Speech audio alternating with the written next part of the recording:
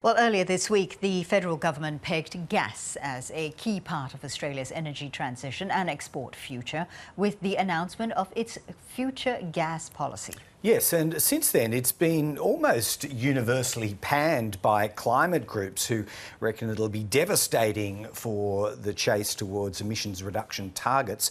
Polly Hemming is the director of the Australia Institute's Climate and Energy Program, and she joins us now. Polly, welcome to the program. We were told that this strategy was months in the making. It included widespread consultation and input, and yet it seems to have taken so many by surprise. Were you included in that? Were you either consulted or surprised?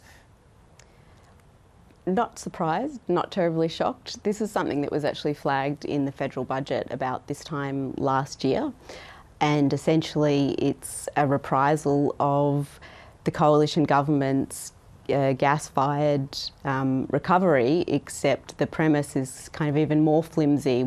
It's now gas-fired renewables, and it's a plan that sets out gas production and exploration and expansion through to 2050 and beyond. And I think it's really important to note that it's not just being panned by environmental groups, it's being panned by economists as well and public policy experts. It's a plan that's based on three fairly baseless assumptions, which is that the gas industry has and continues to be critical and beneficial to the Australian people, that we are facing looming domestic gas shortfalls in Australia, that we need gas to revive our languishing manufacturing industry, and that we also need to be meeting the needs of gas executives or gas companies in countries like Japan and Korea, and that seems to be the fundamental basis of the entire policy. All right, so on the domestic supply front, we have had warnings from energy market operators and regulators, Polly, that there were looming shortages. As you say, that's repeated in the strategy. Why do you contend that that is not the case, particularly on the East Coast, although I think the strategy also says shortages loom for domestic Australians in Western Australia as well? Yeah, so the strategy actually says that demand is dropping on the East Coast, and AEMO, who is the regulator that the plan is relying on, has been saying for some time that actually gas demand will be dropping on the East Coast. In the West Coast, the plan itself also acknowledges that there might be some increase, and this is all about likelihoods.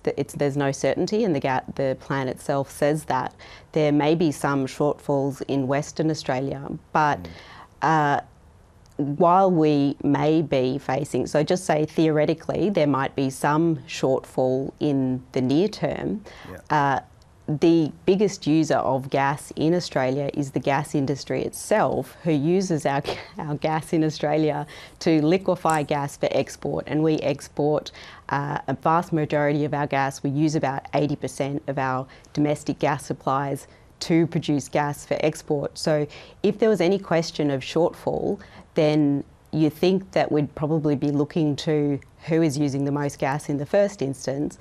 And something that the gas strategy doesn't do is talk about, okay, if we're facing any near-term shortfalls, because we don't know what's going to happen, this is all based on likelihoods and planning, wouldn't the first step be to work out how to use less gas? If we were facing a water shortage in Australia, the first step would be, well, how do we reduce demand and water consumption in the short term while we work out what to do in the long term? Yeah. Now, what about... Sorry, Polly. What about public expenditure? The government's been at pains since this document dropped to say there's nothing in it, and indeed there'll be nothing in next week's budget either, that involves public taxpayer funds going into gas-related production or development.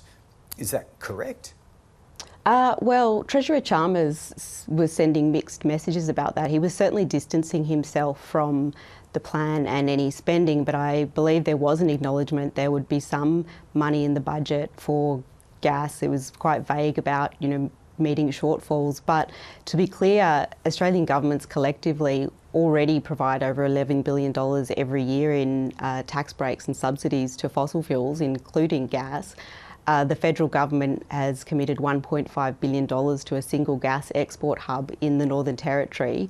The idea that we're not already significantly subsidising this industry is just completely untrue.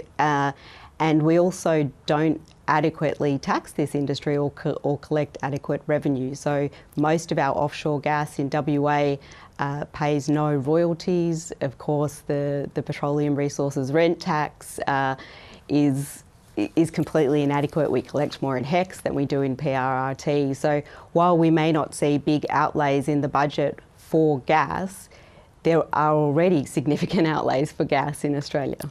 Yeah, well, one way or another, I think the strategy will generate even more discussion around federal policymakers and the Parliament itself. Polly Hemming, when it returns as soon as next week. Thank you so much for your analysis. We'll talk again soon. Thanks for having me. Thanks for watching. If you enjoy our videos, make sure to subscribe and hit the bell button to get notified when we publish a new one. See you next time.